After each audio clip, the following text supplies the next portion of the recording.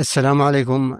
في حادث مأساوي اهتزت له مشاعر اليمنيين بعد انتشار خبر وفاة شاب يمني في حادث مروري بمدينة الرياض قبل أيام قليلة من عيد الأضحى المبارك.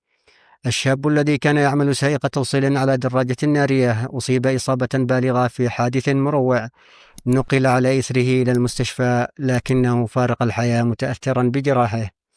لكن الصدمة الكبرى لم تكن في الحادث وحده، بل في وصيته الآخرة التي هزت القلوب.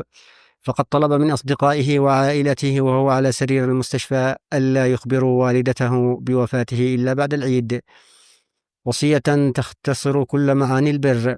الخبر انتشر كالنار في الهشيم على مواقع التواصل الاجتماعي، سائلين الله سبحانه وتعالى أن يرحم الفقيد وأن يسكنه فسيح جناته وأن يلهم والدته الصبر والسلوان.